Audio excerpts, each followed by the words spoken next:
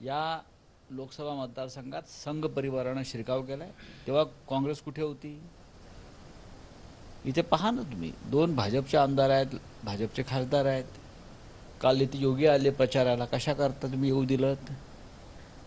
पारंपरिक वगैरे काय नसतं, लोक ठरवतात. परंतु ज्या पद्धतीने सर आता 48 लोकसभा जागांवरती राज्यामध्ये सगळीकडे निवडणूक सुरू आहे, जिथे कमळ विरुद्ध मशाल अशी निवडणूक होणार होती, तिथे आता मशाल विरुद्ध धनुष्यबाण अशी निवडणूक होताना पाहायला मिळत आहे. भाजपने कुठेतरी धसका घेतलाय का पवार आणि ठाकरेंच्या सहानुभूतीचा? नक्कीच. बघा, धनुष्यबाण जे चिन्ह चोरलं आहे आमचं, किंवा घड्याळ अजित पवारांनी चोरलं, त्यांना काही एक फायदा होणार नाही. मुळात भारतीय जनता पक्ष आमच्यासमोर लढायला घाबरत आहे, म्हणून त्यांनी सगळे डुप्लिकेट लोक, मी यांना म्हणतो शिवसेना फडणवीस गट, राष्ट्रवादी काँग्रेस फडणवीस गट, हे त्यांचे गट आहेत फडणवीसांनी तयार केलेले. त्यांना स्वतःचं अस्तित्व अजिबात नाही.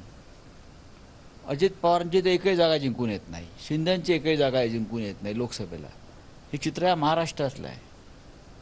लोकांनी ठरवलं यावेळेला या महाराष्ट्रातली गद्दारीची कीड कायमची चिरडायची. पुन्हा या राज्यात गद्दारी होता कामा नये, बेईमानी होता कामा नये. देवेंद्र फडणवीस हे तुमचे जुने सहकारी सुद्धा राहिलेले आहेत. ते सातत्याने वारंवार गौप्यस्फोट करताना पाहायला मिळत आहेत की ज्यावेळेस शिंदे हे ठाकरेंकडनं वेगळे झालेले होते, म्हणजे ज्यावेळेस ते गुजरात त्यामार्फत गुवाहाटीला गेले, त्यावेळेस ठाकरेंनी मला ऑफर केलेली की तुम्ही स्वतः मुख्यमंत्री बना म्हणून, परंतु मी ती ऑफर नाकारत मी शिंदेंसोबत गेलो म्हणून. हो, शिंदे म्हणजे अटल बिहारी वाजपेयी ना, शिंदेंसोबत गेले सांगायला. दीनदयाळ उपाध्याय ना. काय बोलतात फडणवीस?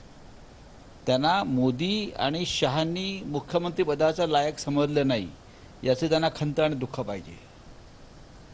मुख्यमंत्री होते, उपमुख्यमंत्री म्हणून, ते पण दुसरे. एकूण 2 उपमुख्यमंत्री केले. आता त्यांच्या बोलण्याकडे फार लक्ष द्यायची गरज नाही.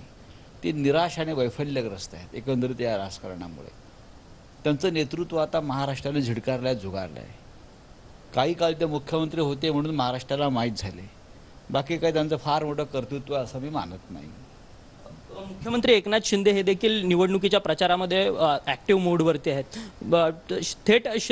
थेट ठाकरेंवरती त्यांचा प्रहार आहे की मला बोलायला उघडं पाडू नका, नाहीतर मी लखनौ ते लंडन असं सगळं काही काढेन म्हणून. काढून टाका ना. तुम्ही काय बोलणार आमच्यावर?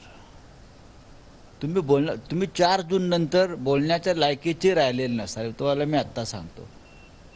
तुम्हाला भारतीय जनता पक्षानं भाड्यानं घेतलेलं आहे भुंकण्यासाठी. तुम्हाला ते काम करावंच लागेल, नाही ते तुमची नोकरी जाईल.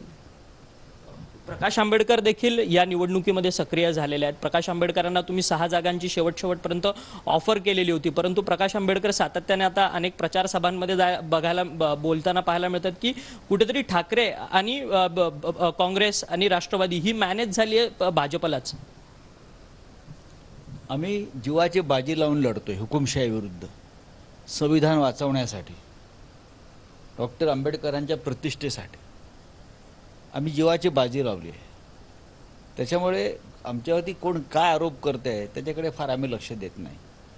नक्कीच आंबेडकरांना आमच्याकडून सातत्यानं आम्ही चर्चा केली, त्यांना आम्ही बऱ्यापैकी जागांची प्रस्ताव दिला, त्यांना तो मान्य नाही.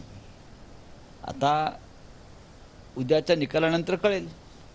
जे सांगलीमध्ये तुम्ही प्रचाराला आलात, परंतु विशाल पाटील हे अपक्ष त्यांनी बंडखोरी केली आहे काँग्रेसमधनं आणि त्यांना वंचितने पण पाठिंबा दिलेला आहे, परंतु काँग्रेस पक्षश्रेष्ठींकडनं देखील त्यांच्यापर्यंत अद्याप कारवाई नाही.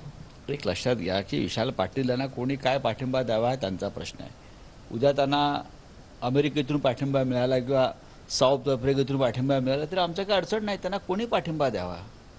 परंतु कारवाई होताना पाहायला मिळत नाही ना सर. ज्या पद्धतीने